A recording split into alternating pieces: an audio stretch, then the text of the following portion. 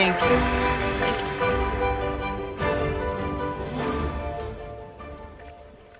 شكرا.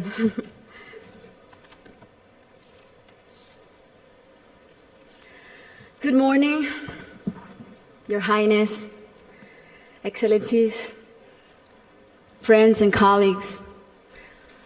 I would like to thank you for the opportunity to be here today. It's also an honor to join forces with Educated Child, an organization led by a woman who is an amazing role model, a woman who has shown such relentless dedication to getting every child in school. This is such an exciting day for us because it marks the beginning of a new era in my home country, Colombia. Most of you may know me as an artist, as an entertainer, and that's indeed my calling and what I've been doing since I was 13 years old. But I never would have imagined when I started out that my work as an artist would end up being the vehicle for me to serve my greater purpose in life of working towards eradicating poverty through the power of education. As a Colombian citizen, inequality is a concept that sadly one becomes very familiar with at a very young age. It's a country like many others in Latin America where a few have a lot have almost nothing, and where if you're born poor, you will almost certainly die poor, and where people don't access equal opportunities. And because of that, generation after generation after generation live trapped in the same vicious cycle fed by prejudice and inaction. Growing up in my country when I was around 8 years old, I remember I saw kids my age who, instead of being in school, were already working in the streets, were barefoot in the park, kids like me, whose reality was completely different than mine, only because of the circumstances into which they were born. It was really hard for me to accept that something so unjust didn't have a solution. There had to be something that could be done. So I often asked myself why the adults around me were so resigned to the fact that these kids, who were just like me, or even their own children, were living in a parallel reality so different and so cruel. As Kofi Annan put it, poverty is intolerable in a world of plenty. So as soon as I had some success, the first thing I wanted to do was to invest as many resources as I could into what later would become the most meaningful project of my life, working for children. So I set out to find a team of people who dreamed big and worked hard and thought like me to help me right the wrongs that I had witnessed throughout my entire childhood. And that's when our foundation, the Barefoot Foundation, Pies Descalzos Foundation, was born. I knew, and I was only 18 years old then, but I knew that I wanted to focus on children and improving their lives, but I didn't know where to start. So I really felt that I needed to learn what the roots of inequality and low social mobility were.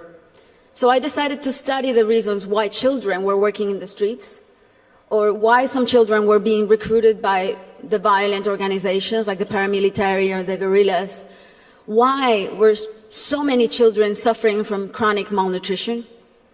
And I realized that most of the issues that children face in my country had and have a common denominator: the lack of access to quality education. To me, it became crystal clear that education was the surest way to give all of these kids the best fighting chance of improving their circumstances in life, because education is the great equalizer.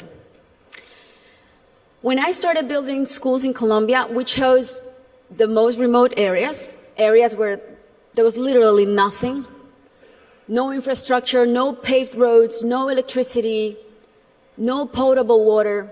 And we decided to build in those places, but not only build schools, but state-of-the-art schools schools with comprehensive models that included ECD programs, school feeding programs, parent and teacher training. And another very important part is we decided to engage the government as a strategic partner and made it nearly impossible for them to say no to doing their part by showing them results through our holistic model that really proved to work.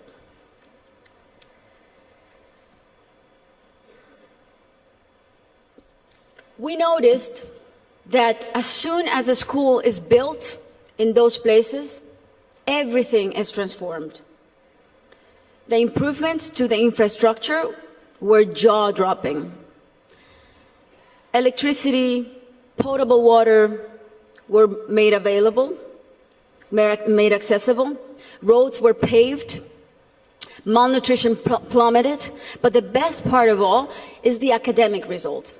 The kids really responded academically. And now those kids who could have been recruited by the guerrillas or paramilitaries, or that could have had a completely different outcomes for their lives, they're now on their way to the university and thriving in their communities. Some of them are athletes, some of them are professionals.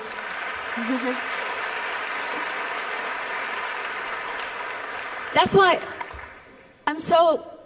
it really is a thrill to work for education. That's why I'm so passionate about it, because I've really seen results that are as palpable as this podium.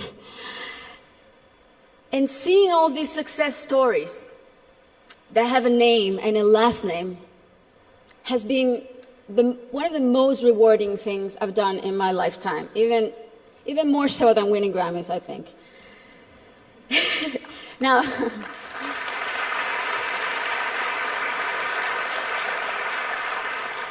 that said, our work is far from being done. Many developing countries are still rife with inequality and internal conflict, and there are a lot of kids who still need to be reached. History is not only the past. History, it's made every day in the present. And what matters now is how we go forward and how we fix what's wrong. And that is the real challenge.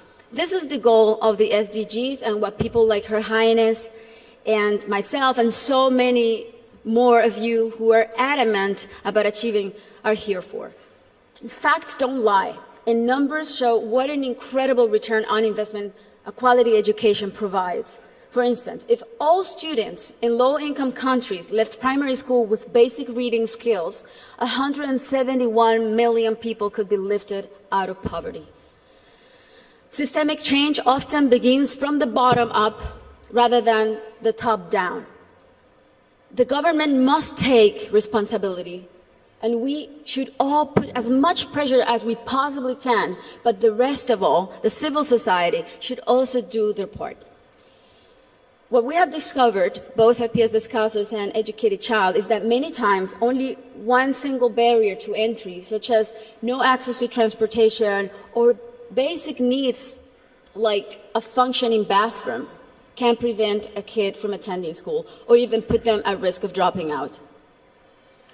Sometimes all it takes to change a child's life is the security of a hot meal in school or the ease of being able to hop on a bus that will leave you safely at your classroom's door. It's as simple as that. And these are simple interventions, and they don't cost a lot. The biggest effort really is in mapping the communities, in going door to door, searching for the out-of-school children, talking to the parents, talking to their families.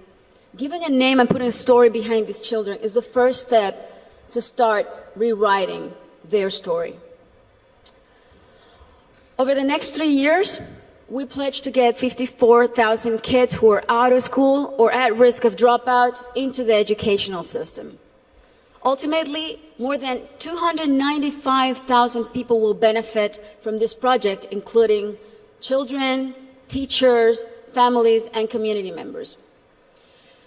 New schools and classrooms will be built. School kits and uniforms will be distributed. Children will be enrolled in school, feeding and transportation programs. Teachers will be trained in strategies and in how to identify those students who are at risk so they can receive psychosocial support. And we are extremely confident that this partnership is only the beginning and will be the model to replicate throughout my country until not a single child is out of school. This is our responsibility. Thank you. This is our responsibility to our children and our debt to fulfill for the generations to come. Thank you very much.